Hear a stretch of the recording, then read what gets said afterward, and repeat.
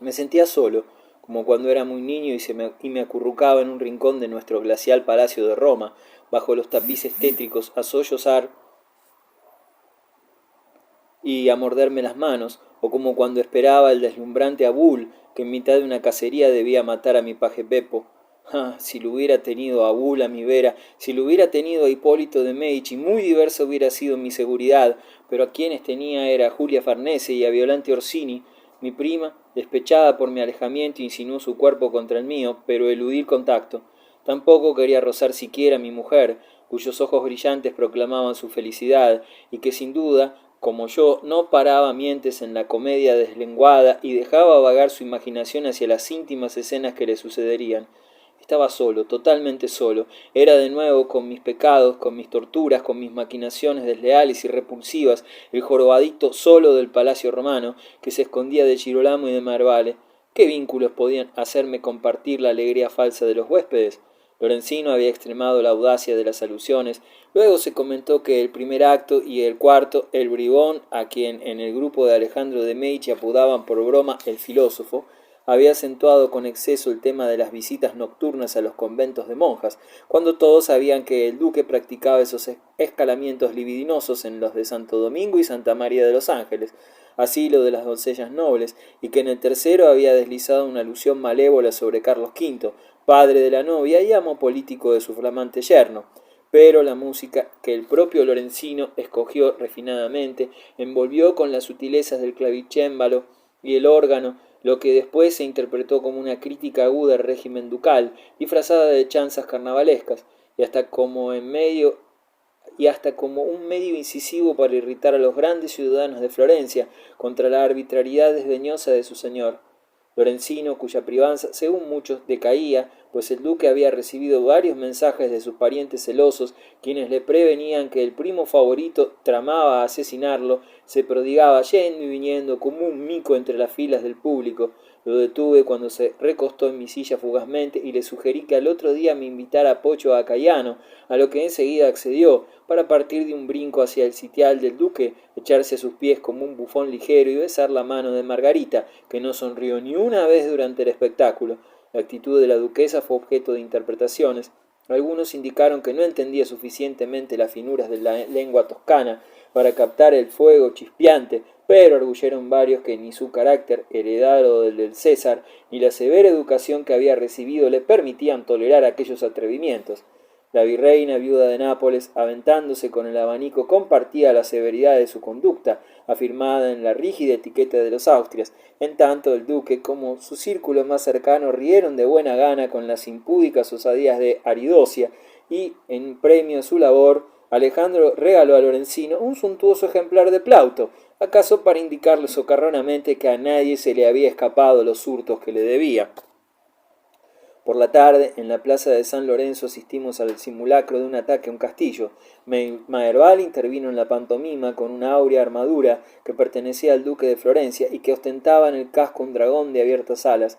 Me pareció que, cuando galopaba como un paladín de Ariostro junto a Pierluigi Farnese, entre los gritos de las damas que aplaudían, no iba a saltar ese tinglado de pobres maderas pintadas y embadurnadas, sino los venerados bastiones de Bomarzo, cuyos muros se incendiaban en la roja tibieza del crepúsculo. Llevaba tremolante en el brazo de acero, como un recuerdo de la medieval caballería platónica, una gasa, en un favor azul. Silvio me dijo que Julia se lo había dado. Desde mi infancia no había vuelto yo a Poggio a Cayano. Regresé allá, guiado por Lorenzino y acompañado por Fabio Farnese y por Juan Bautista, pero, así como no pude gozar de las ironías de la Aridosia, no pude gozar de los encantos de la villa célebre. En vano Lorenzaccio, para distraerme, citaba los versos en los que el Magnífico describe mitológicamente la construcción del palacio que encanta el Ombrone con el susurro de sus ondas. Inútilmente me señaló, encendido de orgullo, los frescos que pregonan el esplendor de Cosme el Viejo y de su hijo. Nada me retuvo, nada calmó mi agitación. Mirábamos las pinturas de Andrea del Sarto y de su directo Franciabicchio, y otras imágenes se sucedían en mi mente. Era como si todas las esfinges hubieran sido dibujadas por Sebastiano del Piombo, el retratista de Julia. porque su rostro, sus ojos profundos, de color misterioso, y su óvalo firme, modelado rotundamente como el de las estatuas antiguas, ascendían del secreto de los tonos como las espesas honduras acuáticas y suplantaban los rasgos de los banqueros metidos a príncipes.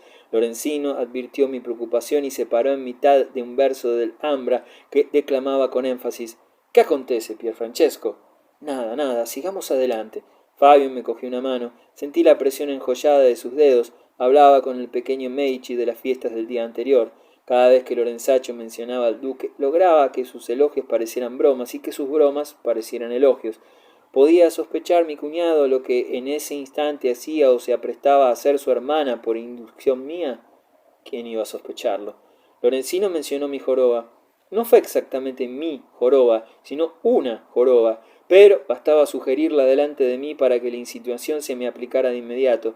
Mi inquieto amigo lo había logrado de muchacho otras veces, sin incurrir en mi irritación. Era el único, poseía el privilegio de los bufones, que osaba incursionar en terreno tan peligroso. Se refirió a Diana de Poitiers, la amante del delfín de Francia, la adversaria de su parienta, Catalina de Medici. ¿Sabes que tiene 20 años más que el Valois? Yo lo había oído decir. Aquel extraño dominio de la mujer madura, viuda del gran senescal de Normandía, sobre el futuro rey adolescente, tímido, melancólico, tan distinto de su soberbio padre, suscitaba a la sazón inquietos comentarios. El propio Alejandro había explicado en rueda que Diana de Poitiers y Catalina de Medici llevaban en las venas mucha sangre común, pues eran hijas de primos hermanos de la rama de la Tour de Auvergne. Probablemente, a pesar de la humillación que para la duchesina significaba la victoria de la favorita triunfante, que hubiera podido ser madre suya por los años en que la aventajaba, Alejandro saboreaba la idea de que aquel vínculo que mostraba cómo iba ensanchándose ya el follaje del árbol de los Medici sobre las grandes casas de Europa. Lo que no sabrás es que el marido era giboso. Enrojecí sin duda levemente, pero continué la conversación como con simulada naturalidad. ¿Qué marido? ¿El de Madama Diana de Poitiers? Lo ignoraba. Nadie se había atrevido a recordar esa anomalía estando yo presente. Era giboso y fue un notable guerrero, mucho mayor que Diana también, y cuentan que el matrimonio ha sido ejemplar, hasta que la hermosa quedó viuda y se entusiasmó con Enrique de Francia, acaso estimulada por el padre de éste, por el rey Francisco. El rey esperaba que lo ayudaría a despabilar a su sucesor. No soporta que sus cortesanos carezcan de amantes, y menos que ninguno el heredero de su trono, por supuesto. ¿Tuvieron hijos? ¿Su esposo y ella tuvieron hijos? Sí, ¿por qué no? Me observó curiosamente. ¿Por qué no? En efecto, yo era el único jorobado del mundo incapaz de tener hijos. Siglos después de este diálogo, poco antes de la última guerra, recorrí la catedral de Rouen y me detuve frente a la tumba famosa de ese Luis de Bressé, casado con Diana, la seductora. 2 esculturas los representan en la pompa de la ornamentación. Una lo muestra semidesnudo, yacente con la propia Diana de hinojos, orando piadosamente por su alma. La otra, en alto, proclama la gloria ecuestre del militar. En ninguna de ellas queda ni el menor rastro de su jiba. Como Mantegna cuando pintó los marqueses Gonzaga, como Lorenzo Lotto cuando pintó mi figura de alucinado poeta, el artista, tal vez Jean Guillaume, suprimió la deformidad. Los artistas son dioses a su manera, corrigen las equivocaciones, las burlas de Dios. ¿Para qué proyectar la sombra de una joroba hacia el futuro? Pero, por lo visto, mientras andaba por los castillos de Francisco I o lidiaba en Italia, Luis de Bressé tampoco había sufrido a causa de su joroba. Suya fue la mujer más bella de su tiempo, lo mismo que la más bella del mío, Julia Gonzaga, lo fue del estropeado Colonna, Claudus et Mancus. Si luego traicionó su memoria, Diana de Poitiers lo honró cuando vivía.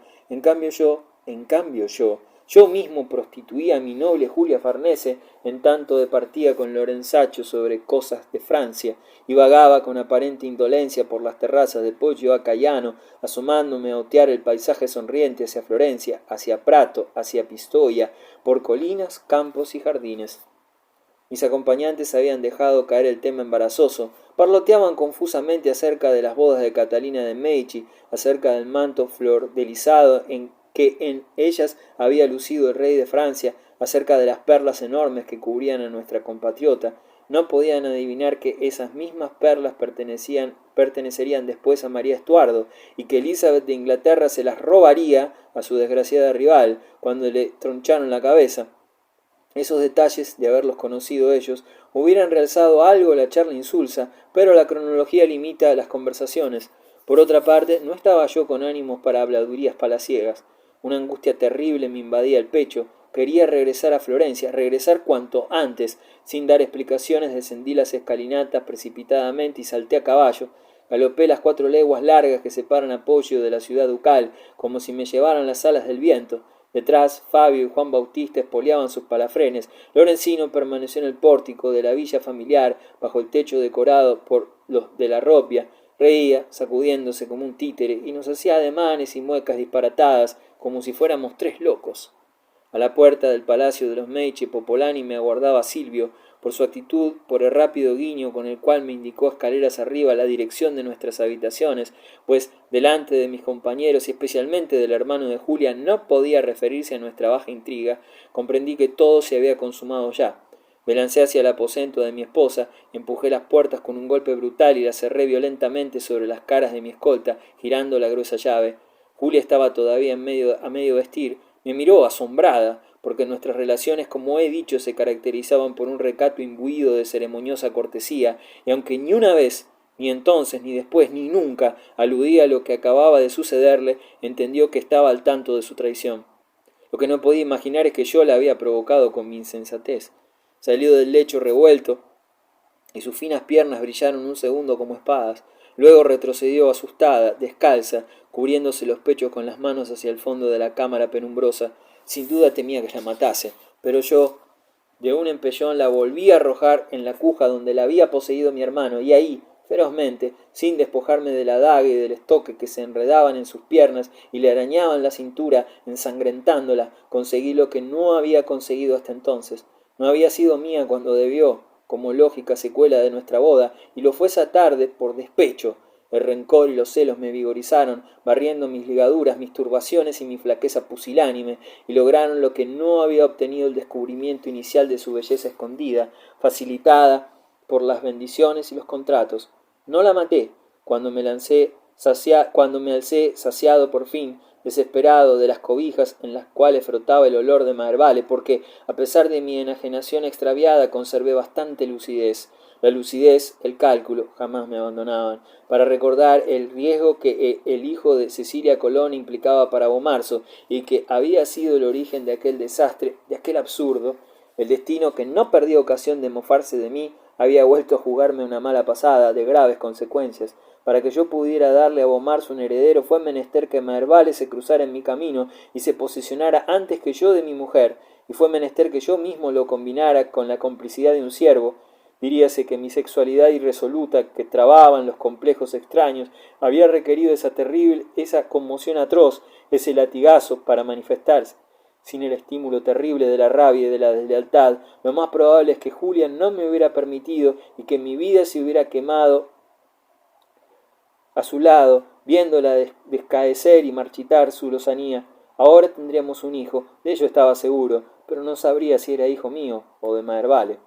Ese, el peor de todos, el que más torturaría a mi vanidad, a mi sentido dinástico, a mi afán dominador, a mi necesidad de encontrar apoyos inamovibles que me ayudaran a proseguir mi andanza por el tremedal de la vida sembrado de pantanos oscuros, sería mi castigo por lo que había hecho y por lo que me aprontaba a hacer, inexorablemente empujado por la fatalidad. Y lo monstruoso del caso, si bien se mira, como ahora lo miro, y lo miraría cualquiera, porque entonces, cegado por la pasión y prisionero de mi estructura miserable, me faltaban la calma y la perspicacia imprescindibles para advertirlo, es que yo era el único culpable de cuanto me acontecía. Mi existencia se pudo desenvolver plácidamente, normalmente, de no haber mediado los conflictos de mi carácter. Era duque, era rico, mi mujer era hermosa y pudiente, procedía de una de las casas más ilustres de Italia, de la que hubiera escogido, si se me hubiera dado a elegir entre nuestras viejas coronas. El propio Carlos V me había armado caballero, había heredado una tierra y unas piedras admirables, densas de antiquísima sugestión. Muchos envidiarían mi estado, mi lujo, mi influencia, mis entradas en la corte pontificia, mi trato de igual a igual con los grandes. Gustaba del arte como un refinado.